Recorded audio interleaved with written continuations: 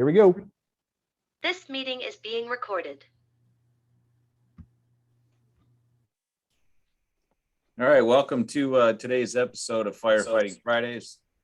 I'm Jeff Diederich with Strategic Fire Training, and to round us out today, we have Chad Gruver, Jerry Knapp, John Mateer, Micah Hydeman, of course, Jeff Shupe, and we also have one of our other team members, Blake Deiber, and we're going to be hitting the subject of the war wagon, how to spec and set up your engine to get water in and get water out as fast and efficiently as possible.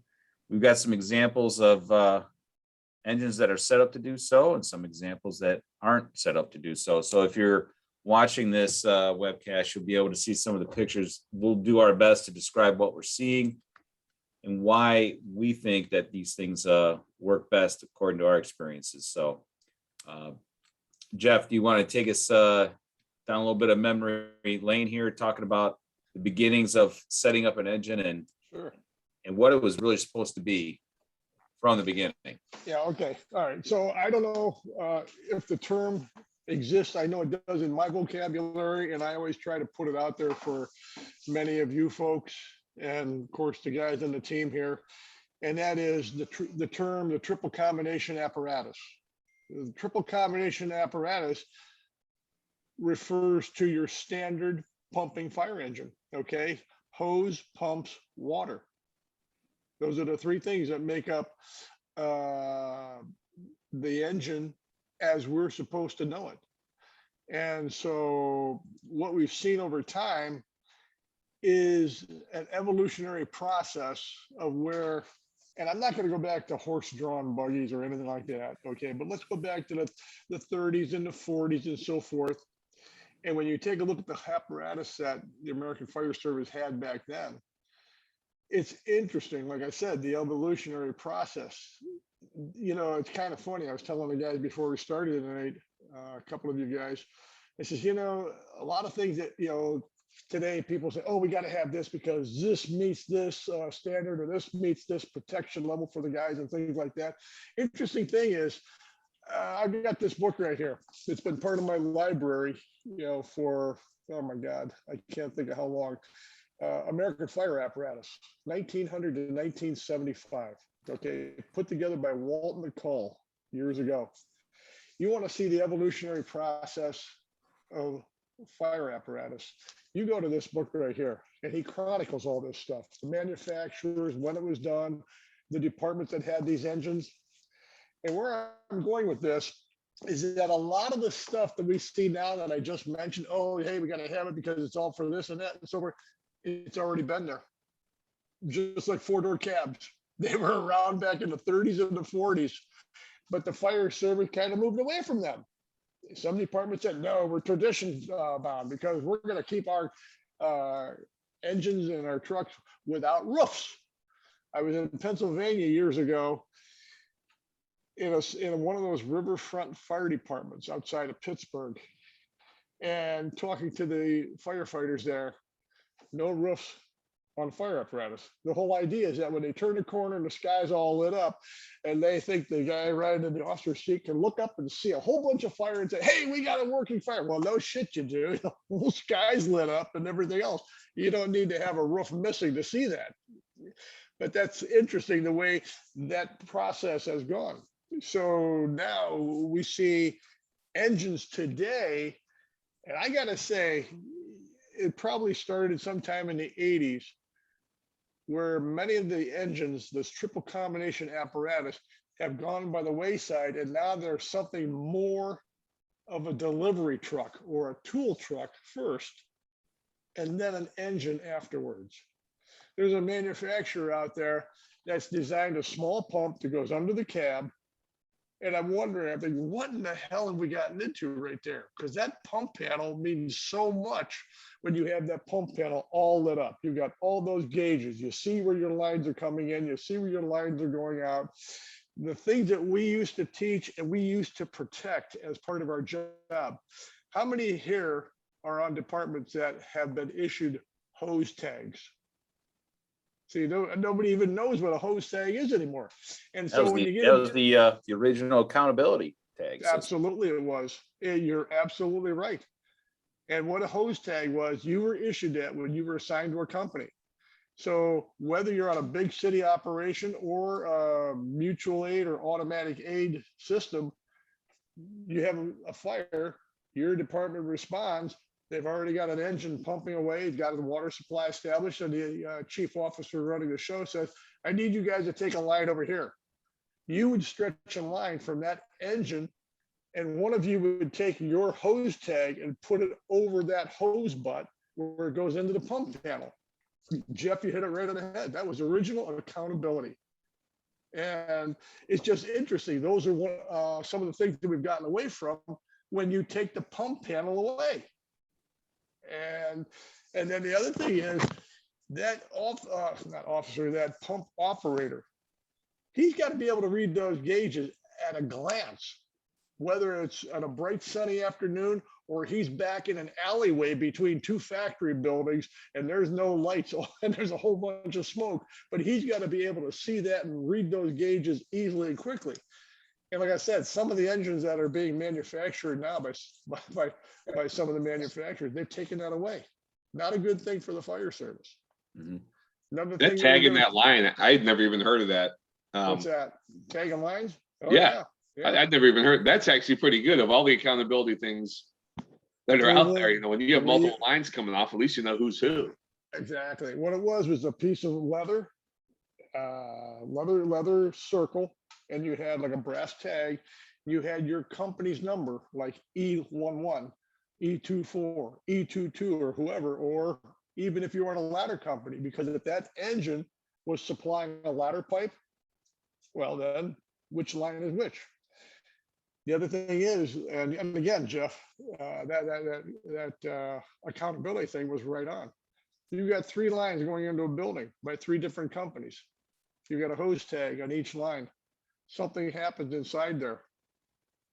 Would you go right to that hose tag? Guys, follow that line in there. That takes you, and that's where you can start your operation. Look for guys or help guys out if they're in trouble or whatever. Those were the old days. Those were some of the old disciplines. So you see all this evolutionary process, all this changing. It's not always for the good. It's taken away a lot of the disciplines that we should really still have for the job. So, Yeah. Hey, we'll touch on a lot of other stuff as the course goes on. But one last thing, ladders in hose beds. How have we let this happen? You mean like How? in compartments where we can't see? Yes. Keep the ladders on the outside of the apparatus. And if you have to have high side cabinet on both sides, then get an overhead ladder rack. But for God's sakes, you know. We had ours on the outside at 11, Jeff, and we would, not that we used them all the time, but you know, they were there and you thought about them. Now that they're in the compartments, never ever think about them. Yeah, right. So, But they're taking up valuable hose bed space. That's I the know. point. right, yeah, and the other thing is when you arrive as an engine company on the very, very rare scenario where you need to grab a ground ladder quick, an overhead ladder rack is not fast by any means, and then if it's in a chute, then it's just one more thing to try and battle against to get them out of the chute. Because like you said, John, they sit in there forever. They you forget about them. They never come out. And then inevitably there's somebody trying to pull a line off too. So on those very rare scenarios where that engine's going for a ground ladder, it makes it even worse. Well, and the other thing about when you start putting ladders in compartments, all of a sudden you're raising your hose bed height because the tank, they've got to cut a hole through the tank to put the ladder in. So that takes up space. It's got to come someplace else. So that's why I agree. Put them outside, leave them outside. Yeah. Something quick and easy to grab and go. There's nothing worse than trying to get a ladder off quick and you're sitting for that ladder rack to slowly come down off the top of the truck to get to it. Yeah. Or in the case Our of the latest, suit. our latest Pierce takes, I think it's 18 seconds from start to finish for that arm to lower all the way down to where you can pick off the ladder. So, Which doesn't sound like a lot until you're in a hurry, and then that feels like eternity. Yeah. yes, sir. I guess it gives you time to get out of the way. Right. gives you time to plan what you're gonna do. Watch out, it's coming down. And then with the ladder chute where it's built in, yeah, we have them. You can get them off fairly quick, but if anybody's already pulled a hose line, yeah, the discharges aren't by the ladder chute. But once the hose goes towards the house, guess what just went? The hose cuts off the ladder chute. So Remember when we used to have hiring standards for the job that used to say you had to be a certain height and you used to have to go through the physical fitness testing and so forth? Sure. Physical This is the whole fitness. thing about, when you used to have to grab those ladders and so forth, you were tested on them. Oh, Make yeah. Sure you could do them in a timely manner. Yeah, that was all part of it. It's part of our entrance exam. Exactly right. Yeah.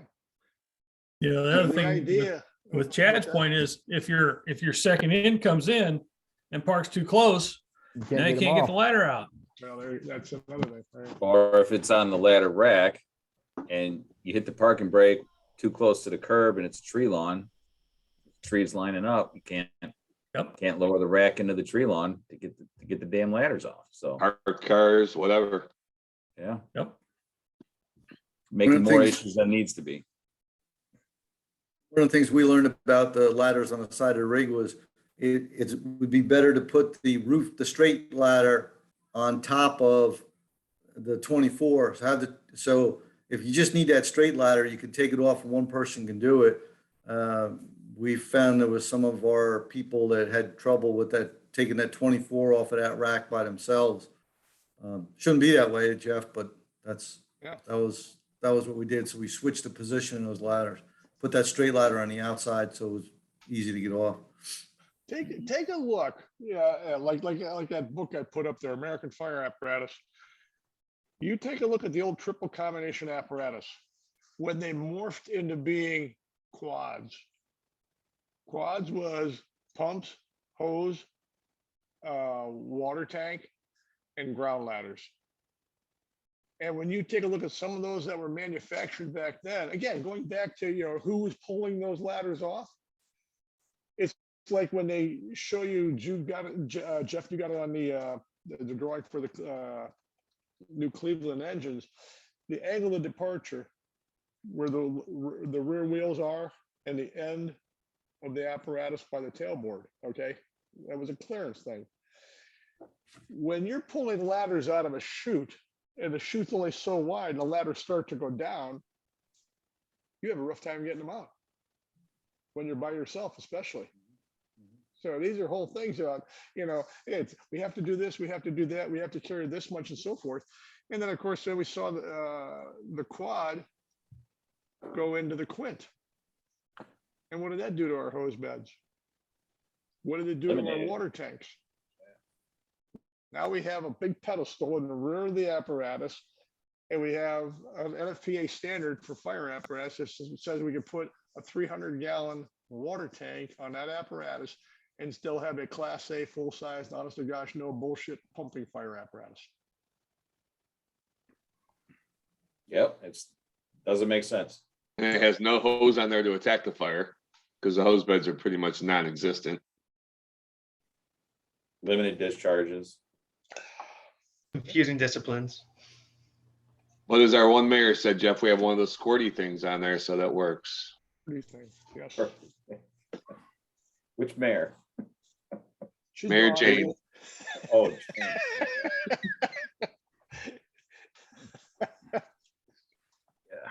Love it. well, let's. We've talked a little bit about the pump panel orientation. We talked a little bit about, why the ladders are there and where they end up. What's next? What's the big one for you, for you guys, as far as when you look at an engine? What makes your day as an engine man when you look at your engine? Hose bed's big on for me. All right. So what's an example that we want to talk about that makes it work? Low. Low. Enough dividers in there. We get all our hose back there. So what's Why? low? So the argument for low hose bed is low from the street or low from the tailboard, I feel low from the street. because we fight fire where it gets frosty and Right. slippery. Every time you have to step up on that tailboard and then jump off that tailboard is just another chance to get injured. some of you talk about these quints, you're putting the hose away up over your head like this. You can't even see where it's going. Yeah. There's nothing good about it. Right. So how does the how do we maintain that low hose bed? I mean, if you end up with the low hose bed and the water tank is L-shaped and you only have an 8-foot deep bed and you end up stacking 1,000 feet of hose in there, doesn't the hose go all the way up, way past your head eventually anyways? Jeff, we've seen this across the country. A lot of fire departments, usually the smaller fire departments, have this philosophy is we'll buy a pumper that's identical to all the other pumpers. However, these departments want to carry everything on the pumper. I've seen that some of the suburb fire departments, they want their pumpers and engine companies, they have the chainsaws, they carry the fans, they carry the water vac. So they have all this equipment that the chiefs want on these pumpers. That's essentially a toolbox for truck companies. It makes the hose bed up higher. And I've had this conversation here in our state. Like, pumper companies have a certain discipline. Truck companies have a certain discipline. Your pumper can't always carry everything a truck company carries. That's one of the limitations when you run into hose beds that are 10 feet high because they have to have the water pump, they have to, or the vacuum, the toolboxes, the chainsaws, the PPV, and they have the electric fan. It's impractical sometimes. Yeah, Don't and you forget gotta, the jaws. yeah, and auto That's education. Because when you're dealing with a department like mine, single station, engine, and an ambulance are what's in service, and you're trying to figure out, well, how do we make the best of this? Where we need an engine where we can get the hose lines off efficiently, but we also have to carry most of what you just said. It does take some time and design, but it can be done. Chad, do you have a picture of that Bedford engine? Check and share the screen. I'll show you. This was a really well-designed engine. I wasn't wild about it being an E1. It didn't really work well for us, like as far as reliability on that particular engine. Not sure why that was, but the back of the engine design worked really well for us. We have 2 waterways out the back. We've got full depth cabinets on the one side, 750 gallons of water. And we were able to keep 1,000 feet of 4-inch hose as our supply. Then we have 2.5 on one side, 1 3/4 on the other. Each of them, 700 feet of hose on each side. So we can get multiple lines off this engine. We've got discharges on the back and on each side. We got intake on both the driver and the passenger side, and we're still able to maintain the equipment cache that works for that suburban department where you are the only engine company in town. So you have that responsibility for extrication and some of the tools needed for ventilation as well. As we run mutual aid, a lot of the times we're tasked with truck company operations, even though we're showing up on an engine. So this is just one example of how we skin the cat. Yeah, and I think it goes back to a lot of things we've circled around. Knowing your department's, what your guys' priorities as a company, what you have geographically in your locals.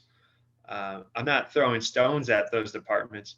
I'm just suggesting if they hear a podcast and say, have your hose beds low, keep your hose load simple, you better do your homework first before you go present to the chief and say, we need lower hose beds.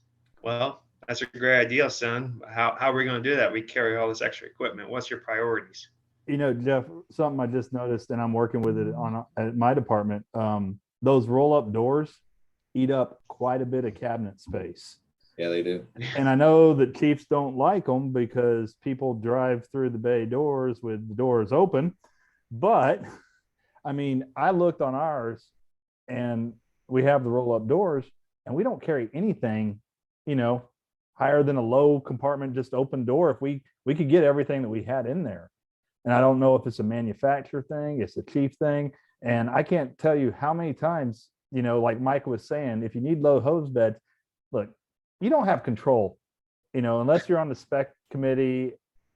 a lot of times you're going to get stuff that you have to make work. How many times, Shupe, have we gone out and we showed people how to lower their hose beds by adding tails to the, bring it down to where you can reach it from the ground.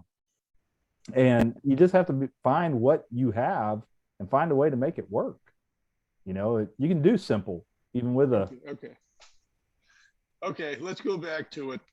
Firefighting, number one is what? Circumstantial. Yeah. Number two, it's geographical, and three, it's local. All right. So if you come from a big operation, John and I come from a big operation. Yeah, a whole bunch of engines, a whole bunch of ladders out there. And it used to be ladders were ladders. They had no pumps on them. And unfortunately, we started seeing a couple of ladders years ago with pumps. And of course, the statement to defend that decision was, well, these are tower units, so they can take care of themselves at a major fire. All we got to do is get the water supply into them. You still needed an engine to supply them with that water. So that argument to me didn't hold water. Okay. We should have never put pumps on ladder trucks. Because I agree. If we have to pump into you, then why do you have pumps on yours? Exactly. Okay. And that's a hell of a, no, it's not, it's true though. No, and it's a very costly thing.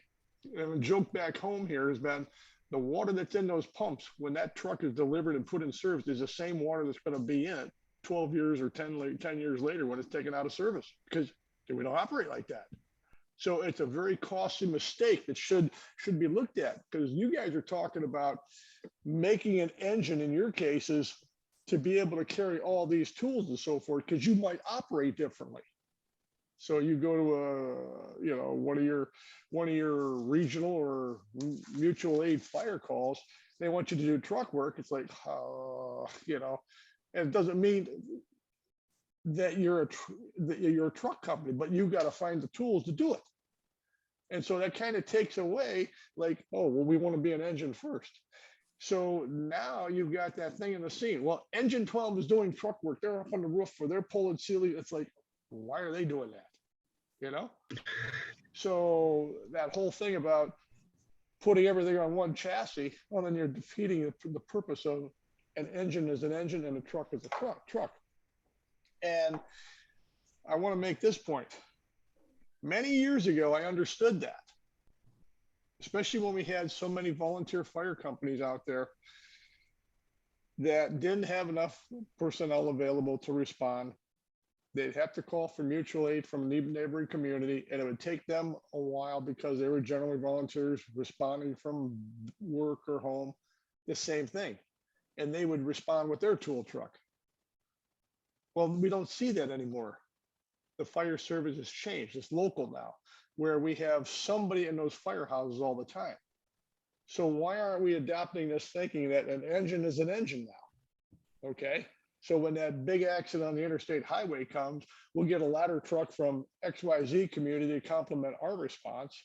And son of a gun, that ladder truck's got all the tools on it that we need and things like that, like the jaws, the saws, and all that other stuff to complement. You following this?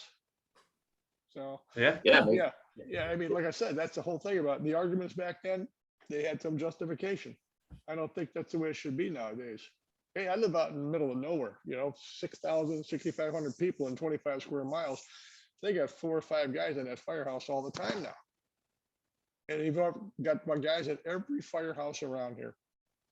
So you've got that ability to have all these different apparatus. You don't just want to take everything, all your tools and equipment, and put in a one chassis. And besides that, if that chassis breaks down or goes out or gets in an accident, then what are you going to do? That is a huge issue on the maintenance side. And another, just to parlay into the same conversation, is I've heard this argument. Well, in case, Micah, you're on engine 1 today and you get detailed out and go to engine 5, where all the stuff's at, and they want it to be identical. So they're not setting their rigs up for their districts. With the bigger cities or even smaller communities, like the idea of having everything exactly the same with different setups is just I find it challenging sometimes because the chiefs want the chiefs want everyone to know, well, if I need to go to this rig, I know that this compartment has XYZ. And then when you go to station 20, that same compartment has XYZ. And it just kind of removes some of the tailor of your district out of the question when the administration is trying to make it simple for guys to be, for lack of better words, lazy, not checking out the damn apparatus when they get there. Okay, come on, Jeff. You were Yeah, gonna say I was something? going to say that there's a good point to that, Micah, and it's about company discipline. So if you were detailed to engine 5, you walk into the firehouse, you find out who's in charge of that apparatus, right? And why is this one different than engine 1? Okay, well, we got this target hazard over here, and that's why this equipment is on the engine. Okay, well, that makes sense. So you start to kind of put it together as a firefighter, why those engines are set up differently. And I think it also puts in a little more discipline to making sure that if you're going to a larger fire, a multiple alarm, that not only is the officer of that engine aware of the particulars on that engine, but so is the driver, right? The operator needs to take some ownership on this. Somebody comes over to the engine and starts rifling through the compartment. I would like my engineer to defend the engine and say, hey, what are you doing? I'm not taking this off my engine without me knowing. So I think that's another organizational discipline that needs to happen. Yeah. Or if they start hooking up hose lines and wanting to open your outlets, that's your pump panel that you're supposed to know. Or shut your pumps down even, just for example. I was like, that's from experience. Something. Well, maybe. I think. But where I'm at, we got 2 full-time houses, one full-time house, and then paid on call combination.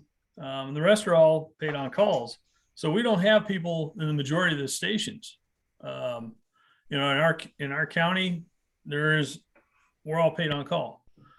But through things that we did when my old department with auto aid and everything else and training together, we got rid of a lot of that duplication of equipment. We can streamline some of that stuff to where we know that one town's going to be bringing the aerial, another town's bringing in an engine, another town's bringing in an engine. It's set up on a run card.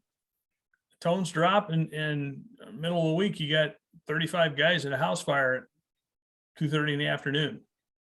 So it's just streamlines a lot more to having that you've got an engine or an aerial coming. You know how many engines you've got coming.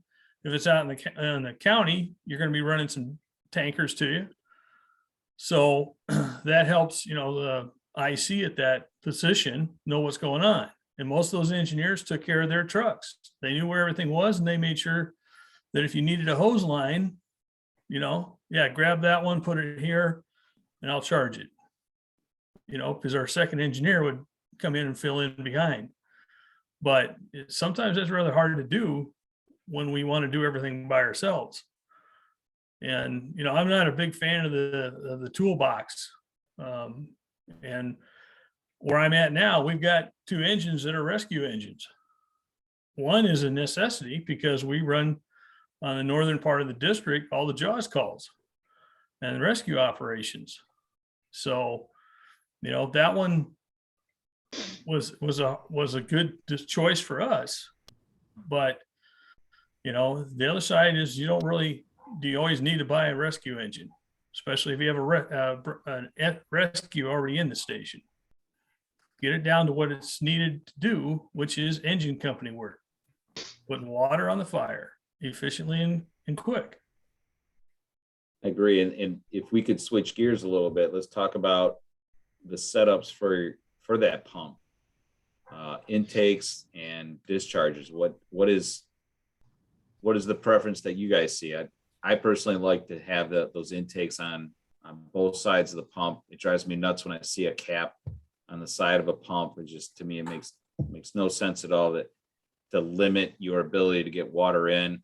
And then discharges. I mean, it seems like most modern apparatus have a discharge on the front bumper, but a majority don't have anything off the back, or everything's pre-piped. So I think as an engine company, you need to have those options where you've got a discharge on every end of the engine, and save that pre-piping for your cross lays if you have to have them.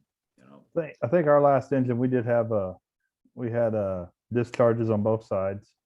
And then we had, I think 2.5s on each side of the engine and 2 off the rear. So, I mean, I've just recently, where I've seen that, I think we were in South Dakota and we're like, well, we were looking for a 2.5 and we didn't have one. It wasn't there. And so we had to make do with what we had. But I prefer a Shupe. I know you always worked where they're always on all sides and you put Ys on them on all your end. Except the front. Except the front. No front discharges. And we did away with the front intakes. Yeah, that was in the 80s. You guys had those, right? Yep.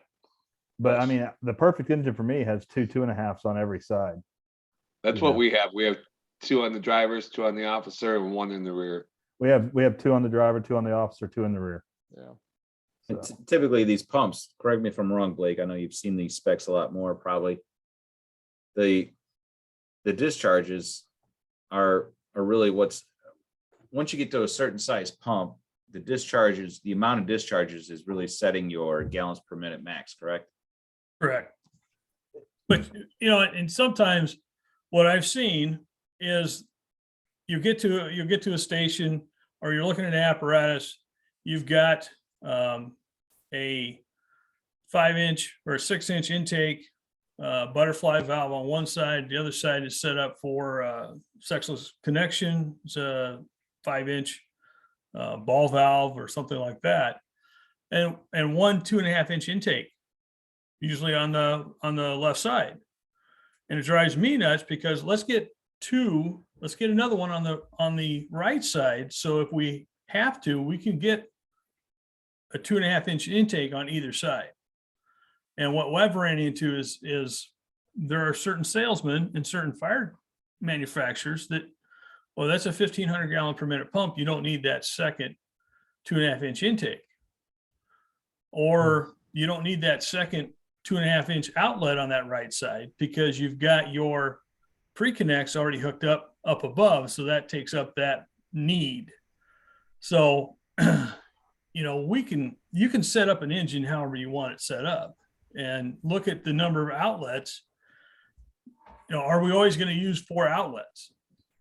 2 off each side? No, we may need 3 off of one side and not need the other one at all. So why can't we put on extra outlets and just understand as the engineer, you can't use all of them, but you can certainly use a majority of them. Right. Yeah. It's funny how some people think like so trapped into one type of scenario where it's got to be only one thing can be true at the same time. Like, no, like you just said it, we could run 3 lines out one side and not use any on the other. We're not outdoing the pump. We're going out 3 discharges. So those kind of things make sense. The multiple intakes, I think where that plays in, at least for us, is if I'm in a district where the water system is terrible, if I'm going off tank water and I'm already hooked to a hydrant, but it's just not enough, it's really simple to have another engine pull up and nurse in or lay out to another water source.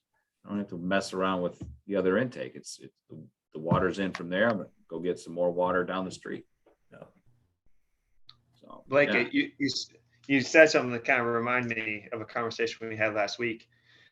And I might get Shupe on his soapbox, but you said that the manufacturer recommend not to put that outlet on the other side. And you explained their explanation. The manufacturer said that. Let's say the manufacturer's representative. And a lot of it is, sometimes we come in and we have a predetermined amount of dollars we can afford, right? But we want all the bells and whistles we can get. So a lot of people, I won't say a lot. There are people out there, sales, who will start deleting off the fire side, putting the water off the engine, to give you some of those bells and whistles, because Right. every intake is cost, and every Right. time you put an outlet, there's a cost. And too many times we don't challenge those comments. We don't say, wait a minute, what do you mean I can't have another one of these? I was in a, See where I'm going with that, Shupe? I was in a bid. Go on. This is several years ago. Let me finish this. I was in a process. We were bidding, speccing out a truck, or excuse me, an engine, and we wanted 2 outlets, 2.5s on the right side of the pump panel, of that pump house.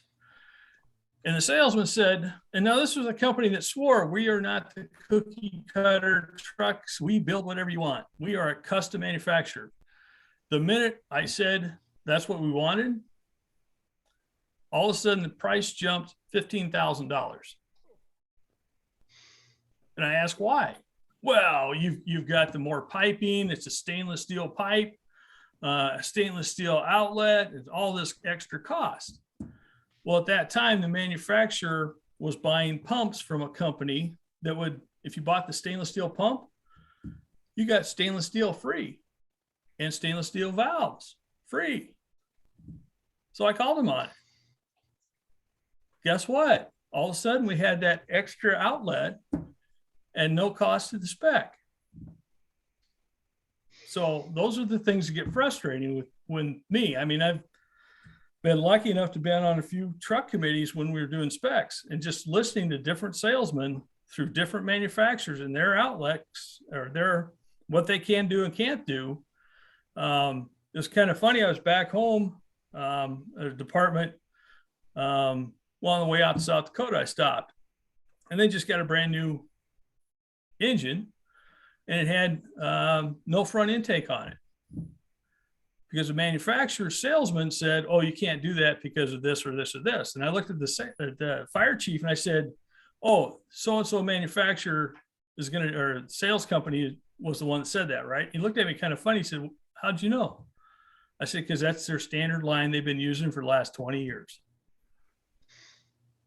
Oh, no, you can't do that, or you can't do this, whatever. And I know the manufacturer builds front intakes on trucks all the time. It's just that sales company, or that salesman in the company he represents, didn't want to do it. So I'll let you go, Jeff.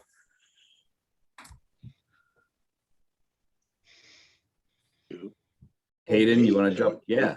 Oh, That's you want you, me to brother. jump in here?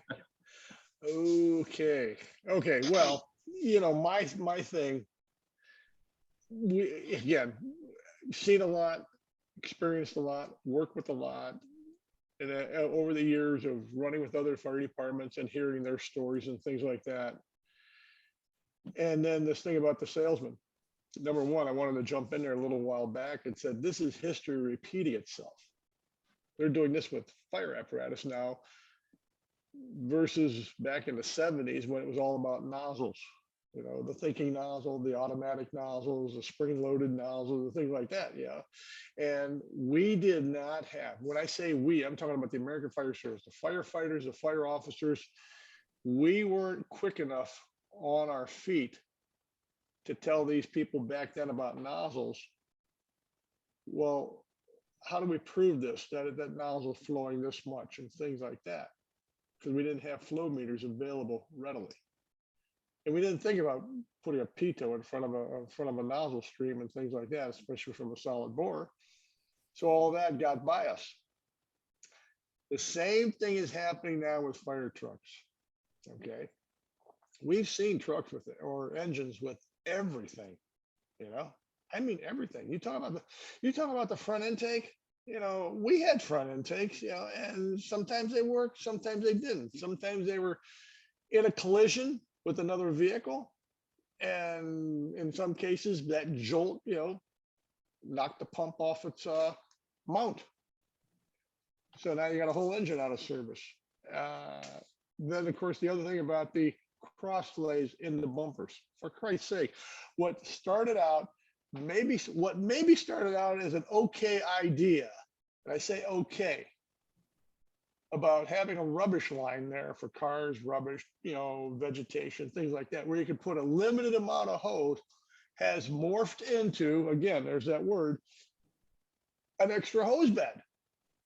And what I have been watching recently, many of these fire departments are now finding out, oh my God, did you know how many elbows there are between the pump and that outlet in the bumper? There's 5 elbows in there. Well, no kidding. And remember, when a pump is pumping, you only have one pressure. So if you have another line that requires this pressure to supply them, and you start pulling this line off, that pressure is either set or else you're going to start crimping valves, which isn't going to work, especially for a bumper line.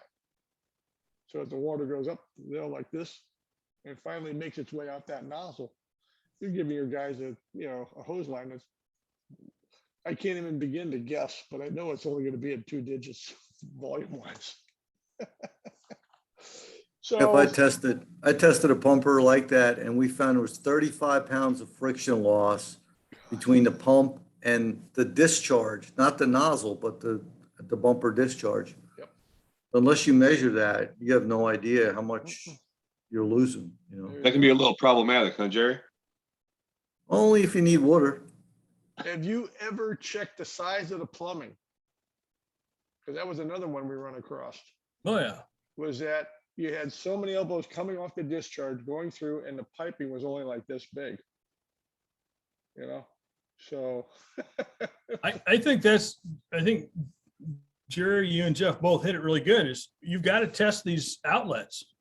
You've got to test every outlet on that apparatus to see what the friction loss is. Because there's one company running around with the apparatus that that a lot of people are buying into, that where your cross lays, you may have 20 pounds of difference in friction loss in your cross lays. Because one's got to go a bump and over and around and everything else to get where it's supposed to be. And that's usually been a pretty consistent number that I've seen in the ones that I've, put test equipment on. The other thing is sometimes you hear, oh, it's solid piping all the way to the back. There's a lot of manufacturers that don't use solid piping all the way to the back. You may get 5 foot of solid coming that you can see, but when you can't see it, all of a sudden when it's going through the tank, it's plastic or it's rubber. yeah. Front intakes, I've seen them from solid stainless steel to that gets to a point and then all of a sudden it goes to rubber. But we too many times in the fire service, we don't put a flow meter and gauges on these truck or these engines to test out what we're actually flowing. And Blake, I think that's one of the big problems, that we don't think of it as a fire attack system. And Right. In strategic fire, we call the fire attack system from the intake side of the pumper to the discharge side of the nozzle, and all the things like you said, Blake, that affect that. We need to look at it as a system or a chain. One of the links is bad, you're not getting the flow you think you're getting. And also, for example, I buy a meter buying 2,000 GPM pumps because they got the money, and well, bigger is better. Does your hydrant system support 2,000 GPMs? So let's say I belly up to a hydrant, right? And how many suction lines do I need to get 2,000 GPMs into it? And how many fires have we ever been to where that one pumper is going to supply 2,000 GPMs? You're looking at 2 4-inch lines, right? Or some mix of different size hoses. So yeah, it's great. You got a 2,000 GPM pumper. Your hydrant system maybe doesn't support it. Even if you're drafting, you're talking about 2 suction lines. One, do you have enough of those on a rig to do 2 suction lines? 2, have you ever done it in training? And 3, where do you think you need 2,000 GPMs? And, how are you going to distribute that however far down the road? If you figure 1,000 gallons a minute for each tower ladder, you're discharging. And if you're not doing it that way, you got a boatload of hand lines out to get that much water out. Funny you should bring that up about 2 4-inch suctions or 2 5-inch suctions for that matter. where would you do that at? Now, several of us, 5 of us on this screen here, were up in South Dakota. And we were operating at draft the whole day long for 2 days with one suction. That's right. That's right. Throw your hands up. Throwing shots my way. We had a great time too. Oh God, you missed such a wonderful time with those guys. I'm sorry. I'm not trying to rub it in or anything, but John, oh God, they treated us. Really? Oh Interesting. man. Just, Continue. Yeah. Continue on your thought. okay. Yeah.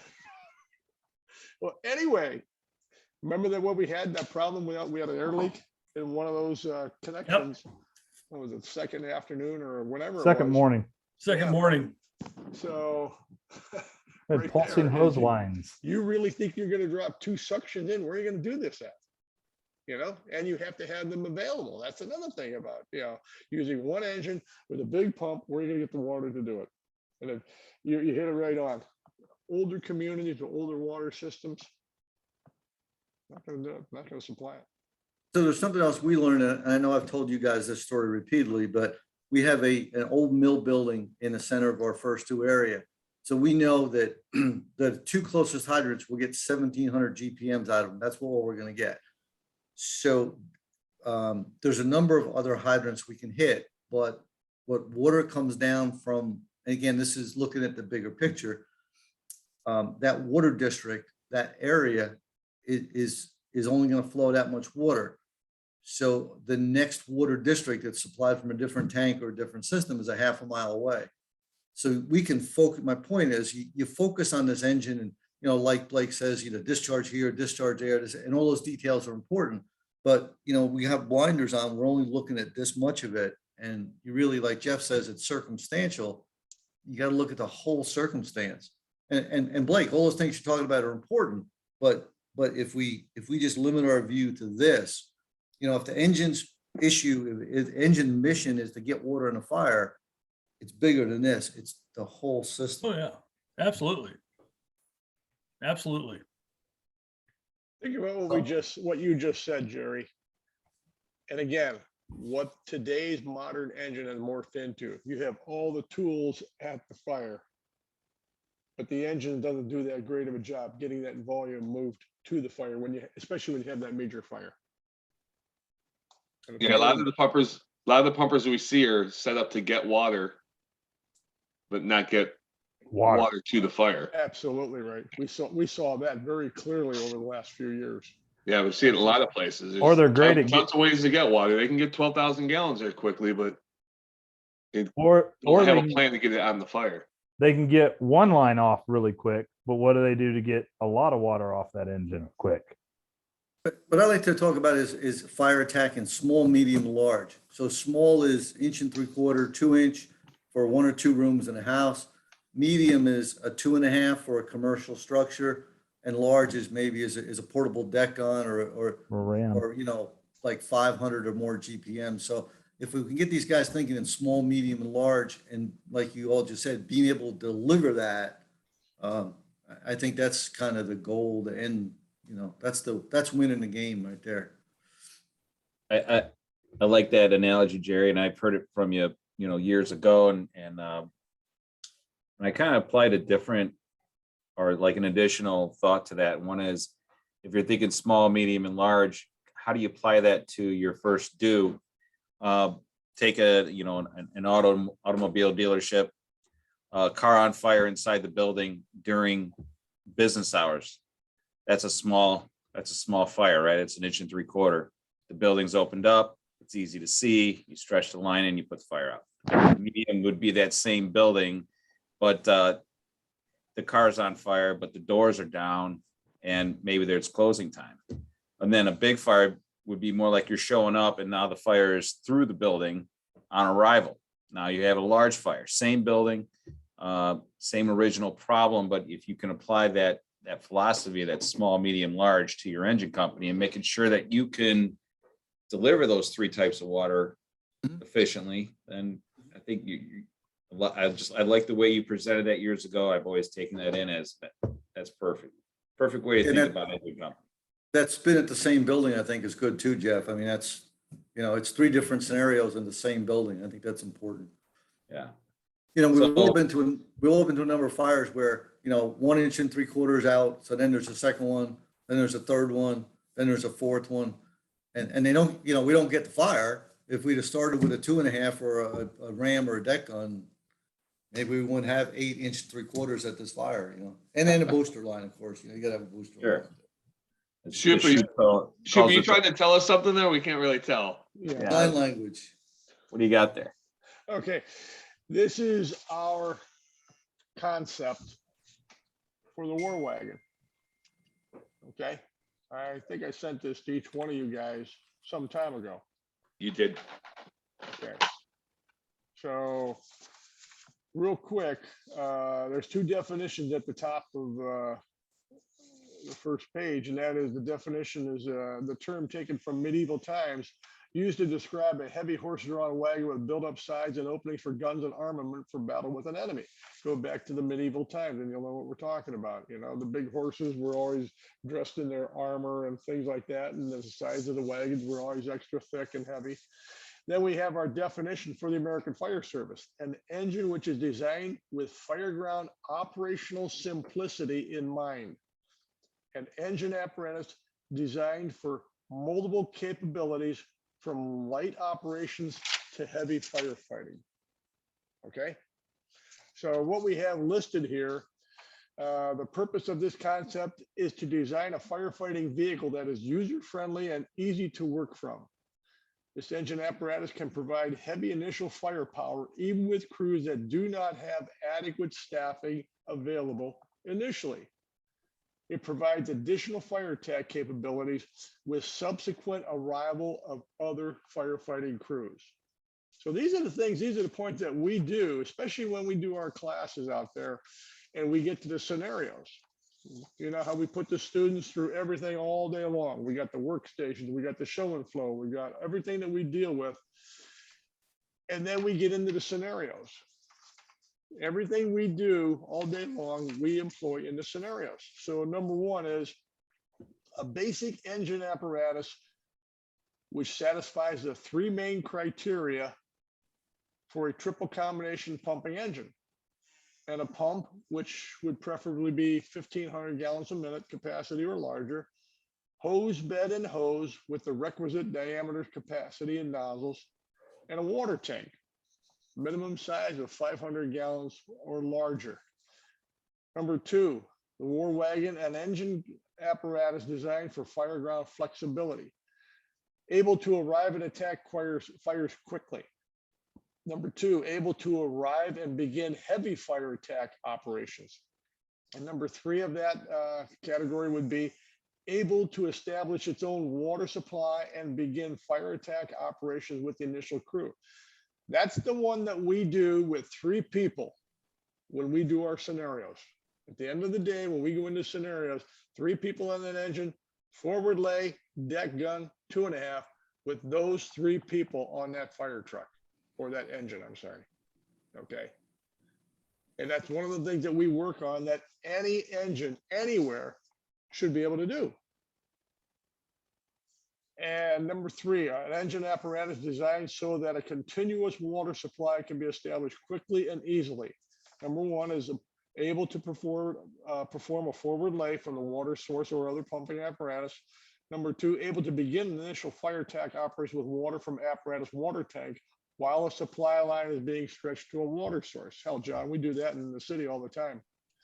And number 3, an engine apparatus equipped with a water tank that will provide enough water for an initial attack from a hand line, 1 3/4 or 2 inch, or a deck gun while a supply line is being stretched to a water source.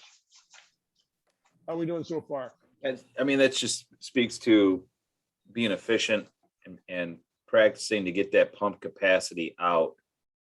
As long as you got the water source, you should be able to do this within the first 8 to 10 minutes. You should have that engine pumping to its capacity with 3 people as soon as possible. This is exactly what we're talking about, and with 3 people too. Mhm. You know, being able to do this stuff, being able to do any of this stuff, whether it's going to be a forward lay, pull a 2.5, pull an 1 3/4, or get a deck gun in operation. and get that water supply established. But see, that's a local issue. I think we already discussed that, you know? Are you dealing with a rural water supply, or we're dealing with a municipal system? You know, like in our case in the city, we've got hydrants 250 feet apart. You've heard us joke about that before. Go to an intersection, you may have 3 or 4 hydrants sitting there, you know, just which one you want to use. Oh, you go pick that one over there, something like that. So our stretches allow, our supply stretches allow us to get a water tank attack started and get that supply line hooked up quickly. So Let's get into some, if we could get, maybe talk about some of the details and how, you know, some of the details on engines you guys have worked on that made sense. I mean, as far as the intake side, do you use any like pony sections or short rolled sections somewhere? If you do, where are they stored? How do you store them? How do you deploy them? I've seen them folded up into a side tray, rolled up in a side tray. Yeah. Of course, the front bumper, I think the American Fire Service has got something crazy with the front bumper. I see that the front bumper combinations going on. It just looks just like a out of mess to me, control. but Yeah, out of control. Yeah, What are some- we just use shorty. We refer to them as shorties. Yeah. About 25-foot section of 4-inch, and standard donut roll. yeah, you know, you get into the debate whether the male couplings are in or out because of where you could, you know, but who really cares? But yeah, we get to use that a lot. So You know, you it helps could us get hydrant quickly. you could solve that debate there, John, if you did a double donut roll and fold it in half and roll it from the fold first towards the couplings. You'd have both couplings at your hands when you go to unroll it. Well, the argument is if I'm standing at the pumper, I can roll it towards the hydrant, hook up to the pumper. It saves me a trip. Understood. The flip side is if you screw up the threads, you're dead in the water. So When I was driving years ago, I always like to have that double donut roll, and we used the, you know, the Storts.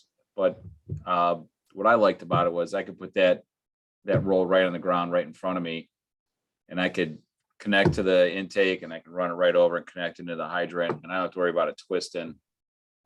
Rolls out real easy. It's just, you know, personal preference, but just kind of looking for some different. You guys keep it rolled. You guys don't fold it into a tray or anything like that. no, we go about as simple as you can get. Yeah.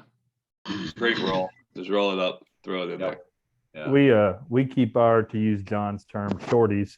We keep it folded in a tray right by the pump panel, but we very rarely, I mean, that's more for filling up around the station, or if we come up short and, you know, our 5-inch has, you know, we have 2 50-foot sections, and then all the rest beyond that are 100-foot, but we're kind of like Shupe was, where we have them about every 250 feet. So, you know, hydrants usually aren't a problem, but if you know, engine always wants to pull past, if we're getting our own water, you know, the engine I was on, it had a 1,000-gallon tank.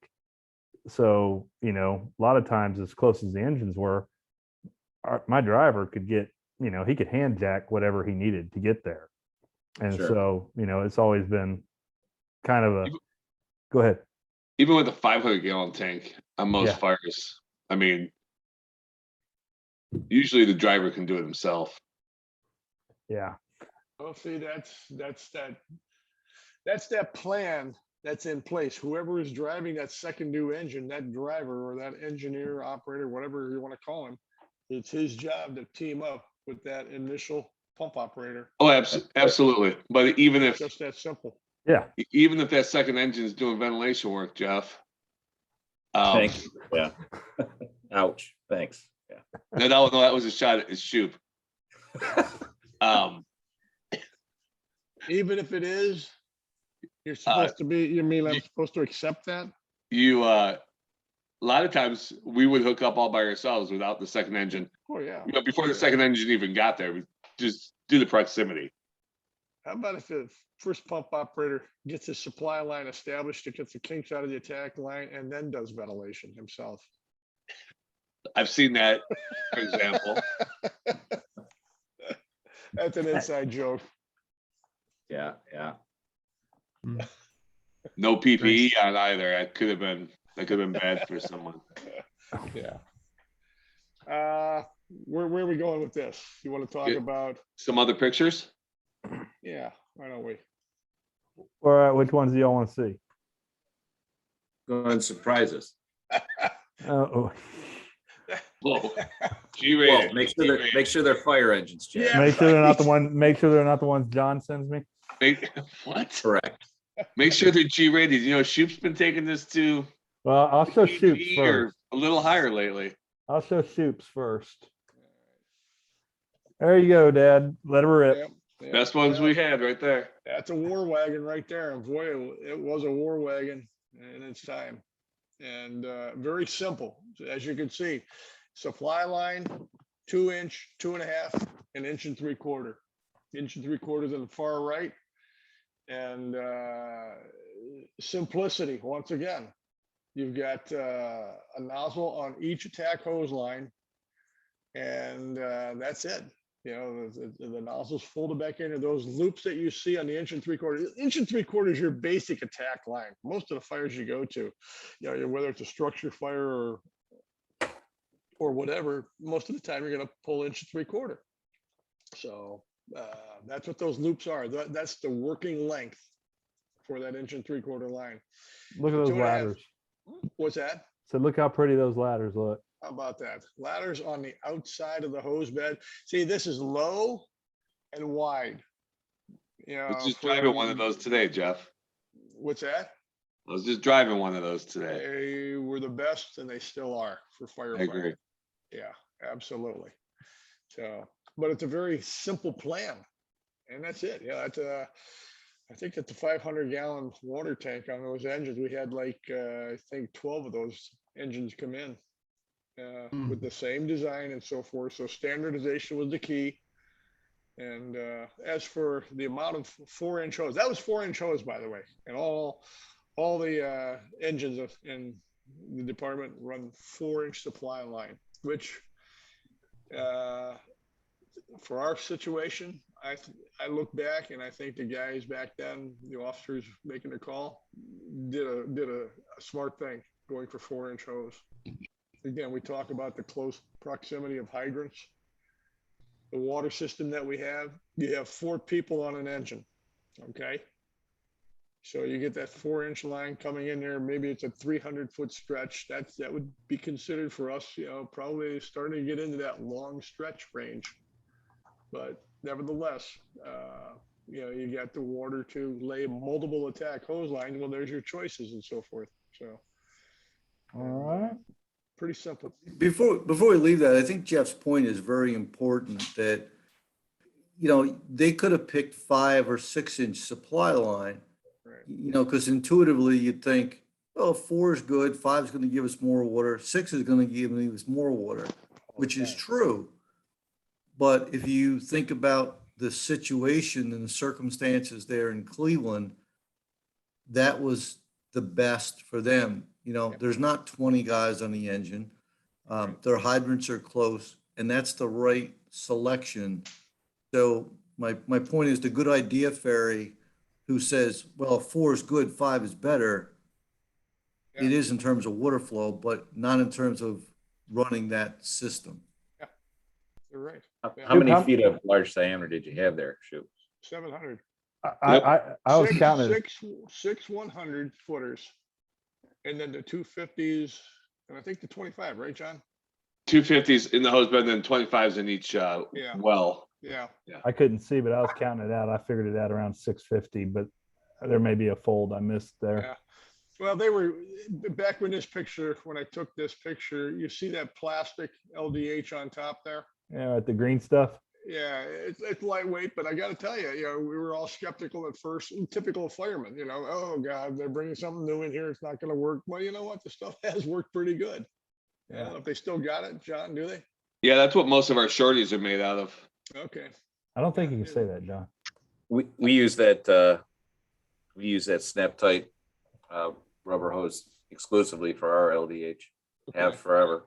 Yeah. Jeff, thank you for showing me this picture here of the apparatus I'll be working on in the future. The reason I thought you'd want to bring this one up is that was a very old engine 24 from Cleveland, and this is one of the brand new Cleveland engines. Jeff, you've probably looked at it already. Or So, Diederich. slam doors, low hose bed, discharges on the sides and out the back. Looks like a little trash line on the front bumper maybe. And yeah, that's a no bullshit fire engine. It does have the cross lays on top of the pump. Typically, I think Cleveland carries their 2-inch up there. So all in all, I think that's going to be a pretty good design for Cleveland Fire Department. We're not real crazy about the ladders in the compartment out the back, but overall, I think it's a good design. What do you guys think? Yeah. I agree. I could go without the bumper thing too, but the hose beds are nice and low. Relatively low. They're not super low. I think we figured them at 65 inches. So Yeah, we did. yeah. Thanks, Micah. Uh-huh. Appreciate the good eyes. One- Micah. It's the youth. The youth. Is that just one discharge on the back? Yes. Okay. That's usually what we have. That's a standard, right? That's a standard for us. Yeah. So no pre-connects, no rear pre-connects in the back. No of that, pre-connects No freaking anywhere. at all. No one. Even our cross lays are not pre-connected. That's yeah, it is rhetorical. I'm sorry. Thank you. All right, and then I guess we got one more picture, and I just call this one the prettiest engine I've ever saw, prettiest hose bed I ever saw, and it'd be Jerry's. Oh my God. I didn't have anything to do with designing it, so I can't claim any credit for this. But it is That is pretty. as low as you can go. Well, it's Jerry's. You know, Wow. that hurt, you know. Got no love there. So this is kind of the small, medium, large flows that we talked about. You know, there are a couple of crossbed pre-connects, you know, over top of the pump. So kind of the small, there is an 1 3/4 pre-connect, not pre-connect, but a static bed here in the back. Obviously the supply line, and then there's the 2.5, and that 2-inch on the left, or a 2.5 on the left, has a RAM, you know, portable monitor attached to it. So we kind of use the small, medium, large concept here. So Jerry, what's on top of to the right by the 23? What's the blue hose on top of the yellow? Is that a bundle or? yeah, that's the working length. It's a horseshoe load of 2.5, one Okay. length, with an 1.125 tip on it. The only thing that does never work with this hose load is that boat anchor that's on top of the supply hose. Isn't that called the I saw hydro? that. So that's another good idea, Ferry thing that, you know, it's a good idea, but because we never train with it, it never works right. So And yeah, it's- let's hit that Humat valve here. To me, it's putting all your eggs in one basket, right? You're trying to damn near suck all the water out of that water main to get everything you can out of that one source. You know, we've never operated that way on this side of the country. I've never seen a Humat valve operating anywhere at any fire in northern Ohio. It is, if you need more water, you got to get another engine at another source. And that's essentially how we handle it. So Amen. it builds in redundancy when you approach things that way versus trying to squeeze out every little drop you can out of that hydrant you're looking at. So The other thing, the concept I think that's important here is, what do you expect this engine to put out based on your water supply, There you right? go. Your hydrant system, and how many people you got on it. So, you know, it's great to think we want to get every drop of water out we can, but again, what is this engine designed to supply? You know, so again, like I said before, if it's a 2,000 GPM pump, it's probably never going to pump 2,000 GPMs because you don't have it to start with, and then you can't distribute it to end with. So when Jeff was talking about the Cleveland rig, you know, that was designed for 3 or 4 guys to flow maybe 500 or 750 gallons a minute, and that's all you get, you know. So Jeff D, to your point, if we increase the flow here by 50 or 100 gallons a minute, because it sounds like it's a good idea, but it screws up the operation, is it really worth it? You know, and what are you trying to achieve with that engine? There's limits, you know, so just, again, just a thought. Jerry, you bring up an excellent point. I'm glad you brought it out there. There's only got so many guys on an engine. Okay. What do you want that engine to do? How big is the pump? What's your water system that you have to work with? For you guys out there, Jerry and I were talking a few days ago, and we were talking about what he saw recently in a department down in the what do you call it, the Tidewater area, Jer, with them switching hose, going back to a smaller size. Oh yeah. And it's like, wow, you know. And I was down in the Beltway area, you know, DC area years ago, and there was an engine that I counted 11 attack hose lines on. So 11. What Again, size how many hose line? guys are on? What's that? What size? They're all different sizes. And when I looked and I saw one supply line, one hose bed was supply line, and was like, with a supply hose, that size, that diameter will never supply half these lines, you know? And so that's that whole thing about, if you're going to design a war wagon, design it with simplicity in mind. Number one, design it for purpose. So as you're saying, and your engine here is designed for small, medium, and large operations. That's exactly what we put right here, you know, when we put together the war wagon concept. You know, what do you want this thing to do?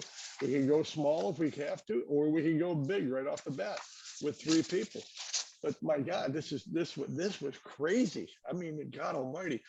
And talk about company concept. Number one, guys working together as teams.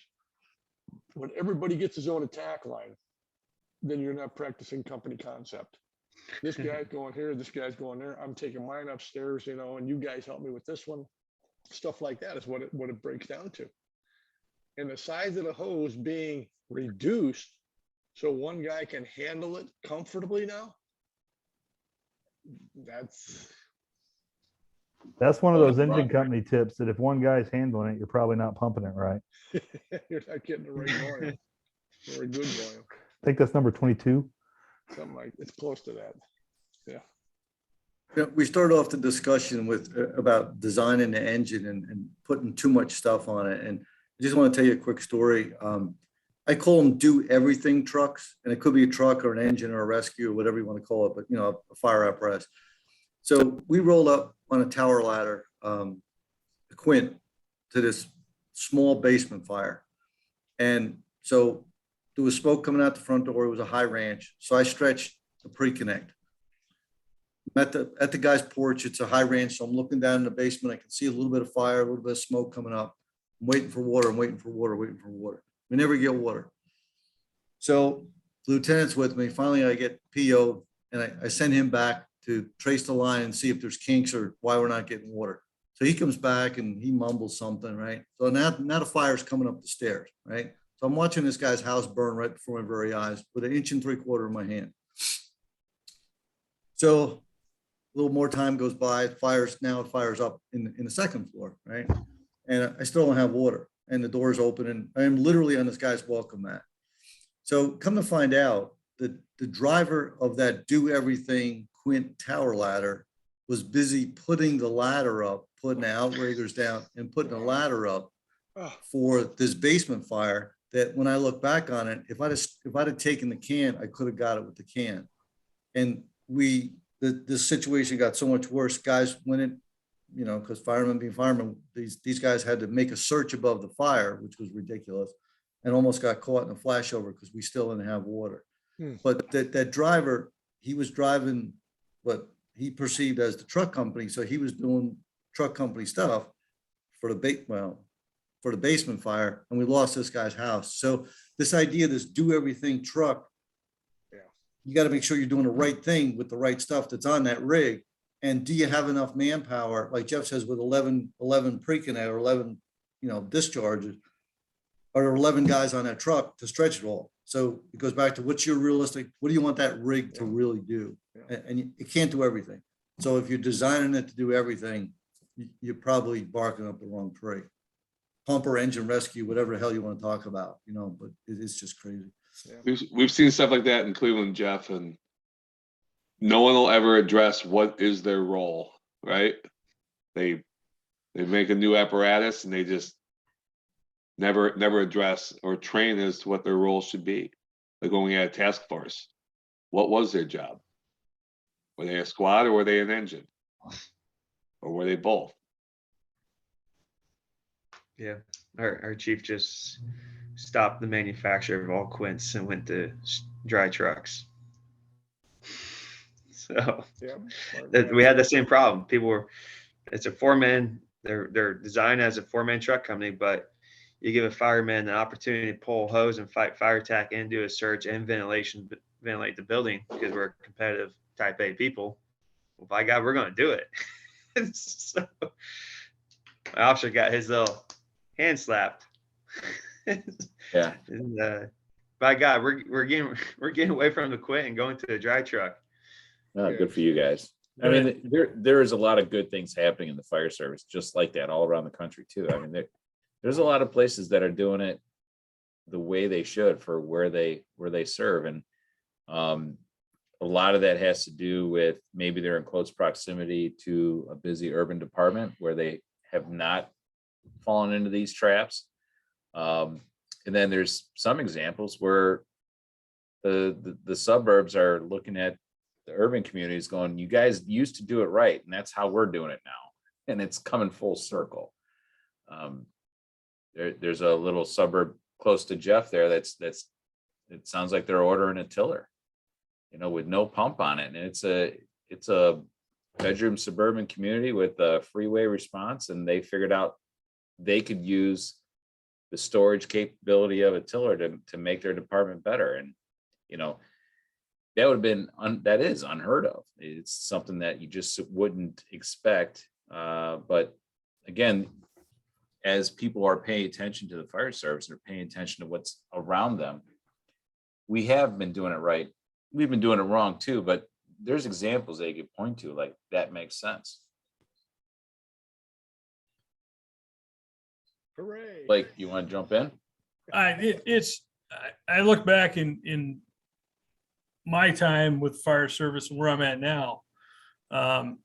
We rewrote our curriculum for aerial ops or aerial apparatus operator in 19. And at that time, we had some push to get rid of the tiller section out of that training. And I said, we can't do that because we have tillers in the state of Wisconsin. And somebody said, no, we don't. I said, yeah, Madison's just bought one. So I remember one time when we were looking at our aerial in my old department, there was a tiller that was coming off the line at a manufacturer. And that was the first tiller they'd sold in 15 years. And everybody pretty much was starting to phase out building tillers. And now all of a sudden, everybody's buying tillers again because they figured out that they can put that tiller in a spot that a normal rear mount tandem axle you can't get to. You can't put in that spot. So I know we're getting a little bit off subject, but I just thought that was your comment about the tillers. Was at one point in time, the tiller was on its deathbed in the state in across the country. And now it's coming back, and it's a good apparatus to have if that fits your situation. And I think that for the engine company, that's our evolution is going to be going back to that lower hose bed, longer tailboards, just efficient design setup to get lines in service quickly, safely. Well, Mike and I were talking last week, and I sent him a quick text and said, hey, did you see the latest advertisement from one of the manufacturers in the country?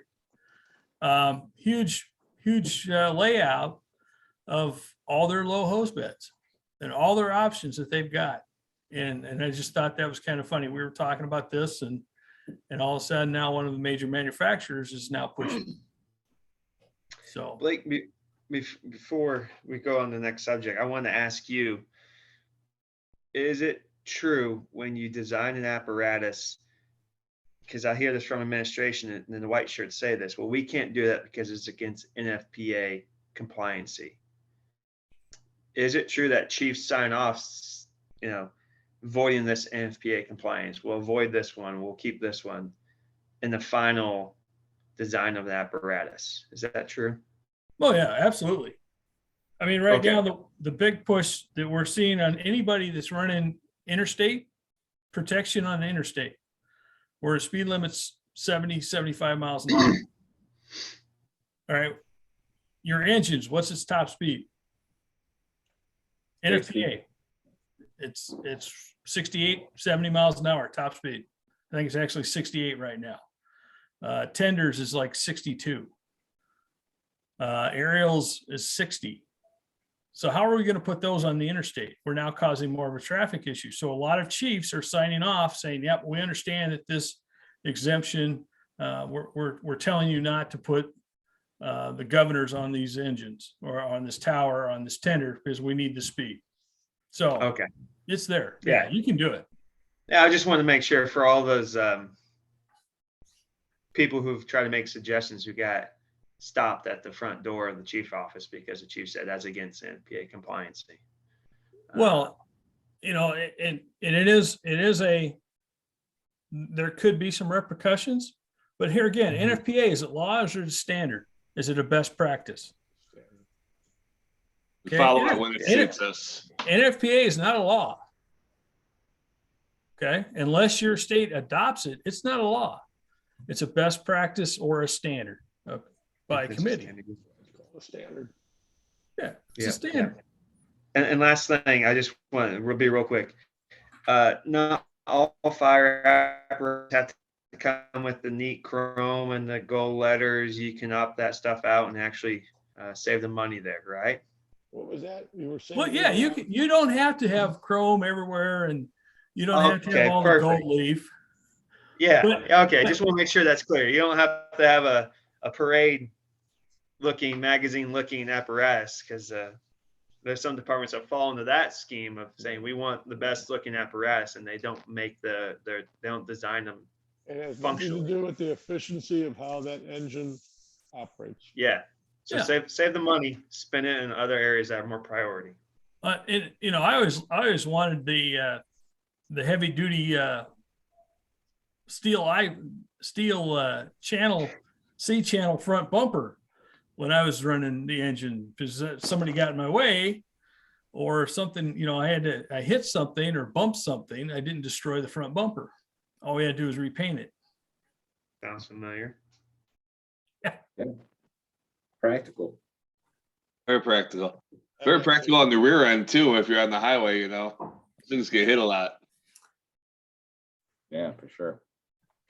Well, guys, we've been at it for well over an hour here. There's probably more we could get to, but if you have a comment where you wanted to kind of round this out, I'd like to hear it as far as the engine company design and effectiveness and what works for you. We really got off track tonight. We should have. You think?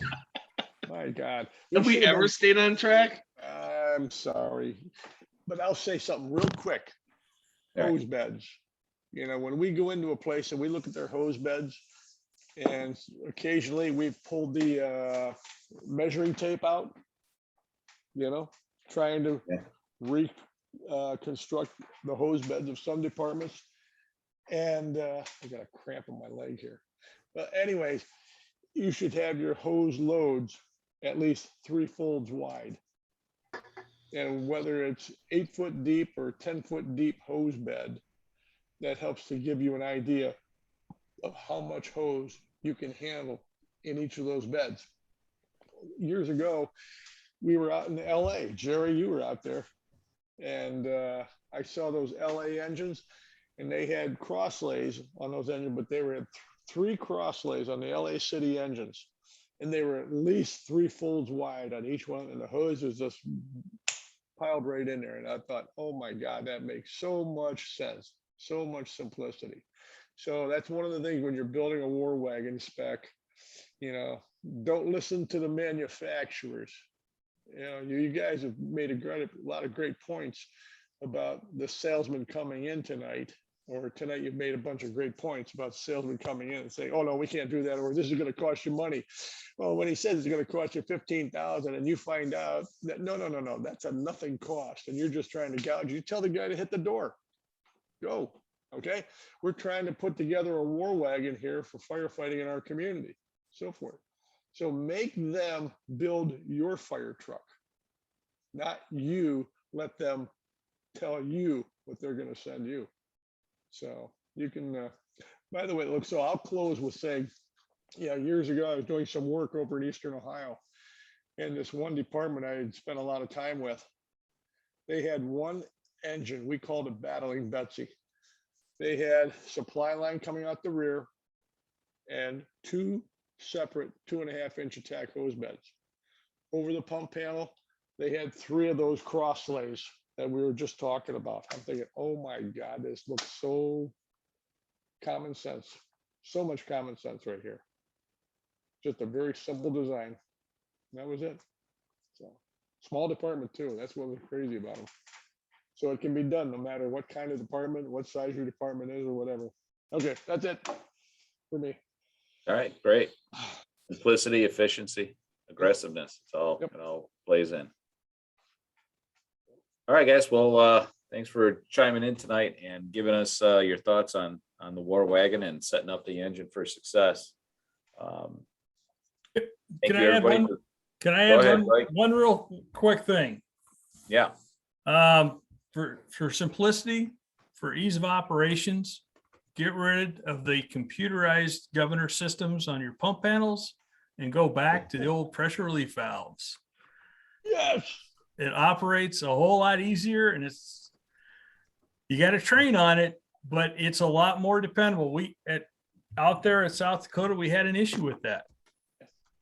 And, you know, it's one of those things where if you just go back to the old, granted, there's no longer the cable going back to the engine, but you got the turn knob and you got a pressure relief valve.